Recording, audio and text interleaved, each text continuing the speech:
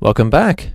Not counting year 2013 films that simply arrived late in Australia, such as 12 Years a Slave, Dallas Buyers Club, and Blue is the Warmest Color, I saw 67 films released in 2014, another personal record. As such, I saw more fantastic blockbusters, compelling indie projects, and homegrown Aussie films than in any other year. In this video, I'll be counting down the best films I saw from last year, starting with 10 honorable mentions. Interstellar. A little like The Jobs of 2014, it's a mess, but an interesting, not unsatisfying mess. Christopher Nolan's new space opera epic is visually marvelous, has enthralling set pieces, cool scientific accuracy, and a moving lead performance from Matthew McConaughey, which is just enough to overcome the other characters being ciphers, the overwrought dialogue, and contrived erratic plot. Captain America: The Winter Soldier. Dark, but not overtly so, intelligent and full of great character dynamics and powerful, elegant action, I consider this political thriller with superheroes to be Marvel's best, most polished film to date. The Grand Budapest Hotel. Irrepressibly charming. That's all I can say. Young and Beautiful. A somber, touching, and decidedly non-judgmental French film about a young woman's increasingly illegal sexual awakening, in a modern world where meaningful, fulfilling connections are harder to find. The Raid 2, Berendal. Ramping up the already great original in every way, this is a gritty, compelling, and layered crime thriller with some of the best martial arts action in cinema history.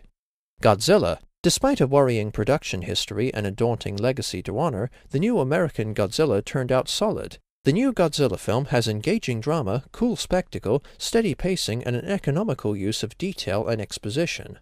Dawn of the Planet of the Apes. The best film in this franchise, no contest really, this is a riveting film about diplomacy, loyalty, and compromise between two uneasy allies, and features, in Caesar's ape community, some of the most nuanced, sympathetic mainstream characters of the entire year. The action is also awesome. Edge of Tomorrow.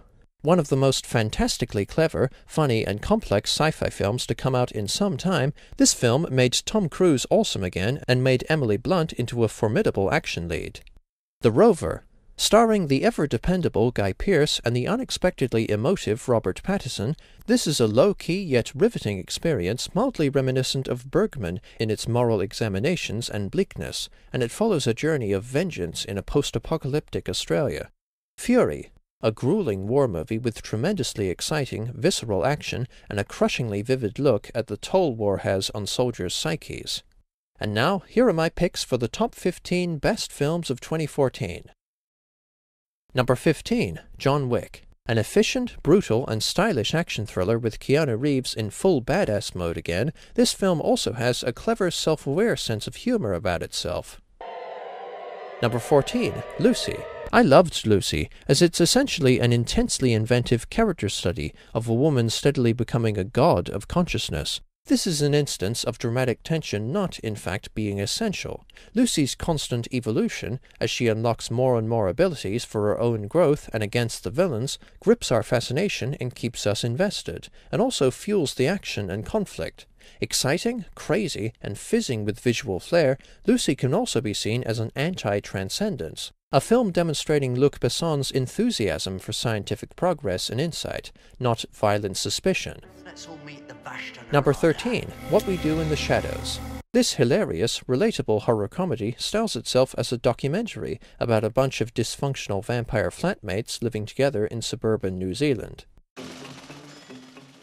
Number 12, The Zero Theorem. Christoph Waltz soars as a neurotic programmer desperate to prove the unthinkable, and his introverted obsession ironically stands out as the only spark of sanity in Terry Gilliam's mind-warping, nightmarishly gaudy vision of the future. I told you I would find you. Number 11, A Walk Among the Tombstones. With Liam Neeson at his solemn best, this is a subtly moving yet deeply unsettling thriller about the barbarism of the present, as Neeson's character investigates a series of murder extortions, tragically unearthing the personal demons he tried so hard to leave behind. Number 10, The Skeleton Twins. Equally depressing and charming, Bill Hader and Kristen Wiig make a great misfit pair as siblings who reunite after a long time apart and come to lean on each other and help accept and overcome their mutually disappointing lives. Number 9, Big Hero 6. Another recent triumph from Disney, Big Hero 6 features endearing, well-written characters, inventive action scenes, wonderfully expressive animation, and a moving, emotionally mature plot. Number 8. Only Lovers Left Alive. Lyrical, luxuriously slow, and bleakly beautiful, this masterful character study by Jim Jarmusch is one of the best vampire movies in decades. Number 7. Calvary. A superbly written, solemnly dignified work that addresses the Catholic Church's child sex abuse scandals, Calvary follows a kind-hearted Irish priest as he ministers to his townsfolk, reconnects with his estranged daughter, and deals with a death threat stemming from someone else's crime. Number 6. Nightcrawler.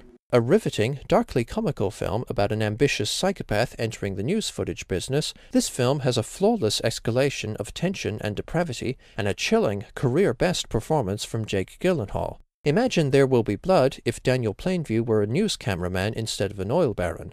It's happening exactly as before. Well, not exactly. Number 5. The Double. Jesse Eisenberg stars as Simon James, a hapless clerk who finds his life usurped by his exact doppelganger, but who is confident and ambitious, where Simon is meek and complacent. Like Nightcrawler, The Double has some of the year's most precise control of atmosphere, the office setting as macabre and surreal, and depicts mounting, engrossing madness like few other films. Now, be gone! Number 4. Gone Girl. Humanity. Featuring flawless performances, unrelenting suspense, an uncomfortably lucid insight into the nature of marriage, and one heck of a twist, Gone Girl is almost the holy grail of thrillers. Number 3. Snowpiercer. A gut-wrenching, clever, and gloriously demented sci-fi satire, Snowpiercer, by the host-director Bong Joon-ho, depicts a class war inside a never-stopping train housing the last of humanity in a bitter ice age. The premise alone makes it worth checking out, let alone the amazing cast, fascinating world-building, brutal action scenes, and compelling narrative depth. Football, meat pies, kangaroos, and Holden cars, huh? Right! Well, you sure sound Number like 2. Australia These to me. Final Hours. Following a troubled man as he tries to return a lost girl to her father, this is a harrowing yet profoundly uplifting drama about redemption as doomsday draws near. Capturing perseverance, revelry, despair, and human decency with absolute, vivid authenticity, These Final Hours is an exemplary work of Australian cinema. Number 1. Predestination. The Australian film industry has been on fire lately, and this is another example of its skyrocketing quality. This outstanding film, starring Ethan Hawke as a temporal agent interacting with the past and his own in an ever-deepening web of paradoxes, deserves to be talked about among the very best time travel movies, such as Back to the Future, Bill and Ted, Time Crimes, and Looper. My jaw was hanging open by the end at how ingenious the plot was, as it continuously grips you with its narrative puzzles and surprises you with new revelations, but not to the point of overload, and beyond this I was mesmerized by the excellent performances, especially from the heart-wrenching and adaptable Sarah Snook, the subtle noirish tone, the superb presentation, and tragic, intriguing backstory unfolding on screen.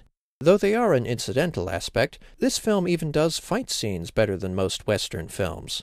And you know me, I love paradoxes as a storytelling device. Predestination is the best film of 2014 and one of the best films I've seen in a long time. So, those were my picks of the best films for 2014. I hope you liked my list, and I want to hear your opinions on it. Also, stay tuned for my worst films of 2014. See you then. Cheers.